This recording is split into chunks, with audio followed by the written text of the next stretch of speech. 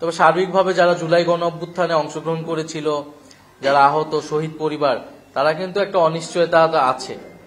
এবং দেখবেন যে আওয়ামী লীগের জায়গা মানে আওয়ামী লীগের যে কার্যক্রম বা তাদের ষড়যন্ত্র কিন্তু আমাদেরকে ঘিরেই। গোপালগঞ্জে আমাদের উপরে আক্রমণ করার চেষ্টা, আমাদেরকে হত্যার চেষ্টা করা হয়েছে। বিভিন্ন জায়গায় আমরা শহীদ পরিবার এবং আহতদের উপরে আক্রমণের কথা শুনতে পাচ্ছি। ফলে সেই জায়গায়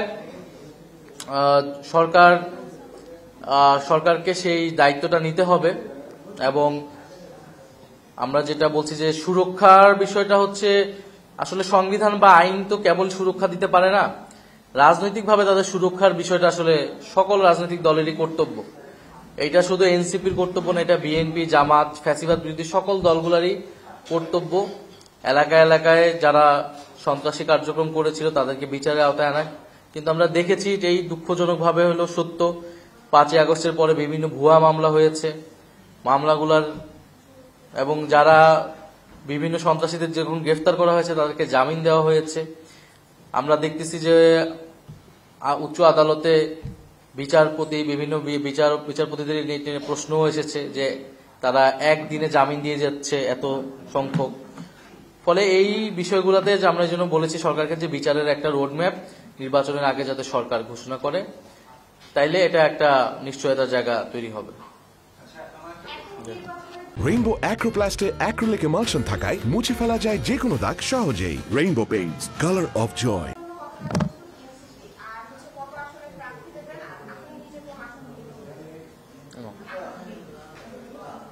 আমি যেহেতু ঢাকার সন্তান, আমাকে তো ঢাকা থেকেই হয়তো। আর আমরা এখন পর্যন্ত আমরা 300 আসন ধরেই আগাচ্ছি। আমরা হয়তো এই মাসেই আমাদের প্রার্থী তালিকা চূড়ান্ত করলেই তখন আসলে আমাদের কে কোথা থেকে দাঁড়াচ্ছে এটা দেখতে পারবেন। আর আমাদের তো মোটামুটি যারা অনেকেই কাজ করতেছে যার যার এলাকায়, সেটা আপনারা খোঁজ খবর পাচ্ছেন কে কোন এলাকায়। তবে নির্বাচনের জন্য আমাদের, যদিও আমরা নতুন রাজনৈতিক দল, এই 1 বছরে বা 1.5 বছরে আমাদেরকে অনেক কিছু কাঁধে নিতে হয়েছে। এই সরকারকে টিকিয়ে রাখার জন্য, গণঅভ্যুত্থানকে টিকিয়ে রাখার জন্য, বিচার এবং সংস্কারের প্রশ্নে আমাদেরকে কিন্তু অনেক শ্রম এবং আমাদের সকল কার্যক্রম সেই দিকেই ছিল। আমরা দল গঠনের সেই সময়টা পাইনি। কিন্তু আমরা আমাদের প্রস্তুতি কম থাকুক বেশি থাকুক, সেটার জন্য আমরা নির্বাচনকে কখনোই পিছানোর কথা সেটা আমরা ভাবি না। আমরা এই মুহূর্তে দ্রুত নির্বাচন, ফেব্রুয়ারিতে নির্বাচন প্রয়োজন দেশের স্থিতিশীলতার জন্য। ফলে আমরা ফেব্রুয়ারিকে ধরে আমরা আমাদের সর্বাত্মক প্রস্তুতি নিব। এবং জাতীয় নাগরিক পার্টি আমরা যে এই নির্বাচনকে কেন্দ্র করে আমাদের সমস্ত পরিকল্পনা এরকম নয়। আমরা নতুন গঠিত হয়েছি, আমরা দীর্ঘমেয়াদী পরিকল্পনা নিয়েই মাঠে নেমেছি।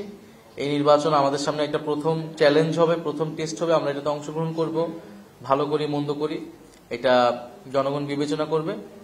তবে আমরা আমাদের এই নির্বাচন এবং পরবর্তী সময়ের পরিকল্পনা প্রস্তুতি নিয়ে মাঠে নামতেছি।